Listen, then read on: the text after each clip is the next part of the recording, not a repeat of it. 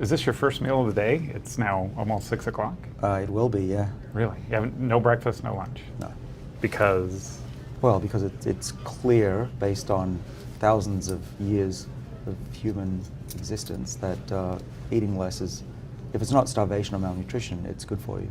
Because why? What does Well, it do? so we didn't know why it was good for you. We thought that it was slowing down metabolism, but it's not the case. What's happening is it's turning on, when I'm not eating, or if you choose not to eat for a meal or two, you're turning on the body's defenses against aging. In our labs, we always have caloric restricted animal. Okay, Yeah. you take brothers, two groups, one eat whatever they want, the other gets 60% of that. And they Okay. live 40% longer and healthier. And people, and we know it since the 1950s, but people assumed that that means that you give less for breakfast, lunch, and dinner. You just eat less throughout the day Right. as opposed to, but that's not what it is though, right? No. If we actually are giving them all the food throughout the day, they're thinner, but they don't live longer. So you need the fasting to upregulate the mechanism for aging. Well, the trick to longevity is a term called hormesis, which is a little bit of stress on your body, biological stress. So running, bit of hunger, cold, heat, puts your body in a state of perceived adversity. So you don't have to hurt yourself, but you put your body in a kind of a scared state. Oh my goodness, I could die if this continues. And then they turn on these defenses against aging. So we have these genes that get turned on. Some of them that we work on are called sirtuins. And so by being hungry, we've shown that you turn these on and then your body defends itself.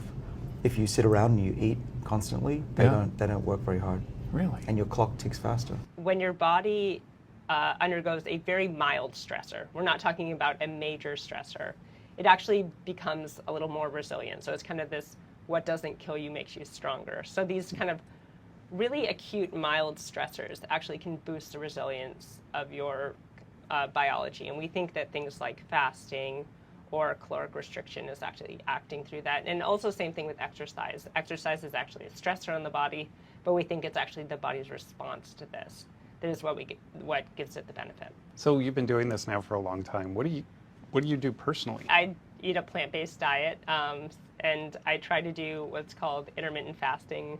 Again, the science is still out on whether this is having a big impact. I try to kind of restrict the time I eat during the day to about 6 hours, and then fast the rest of the day. I usually eat my first meal at like 1 in the afternoon, so around lunchtime, but maybe a little later lunch.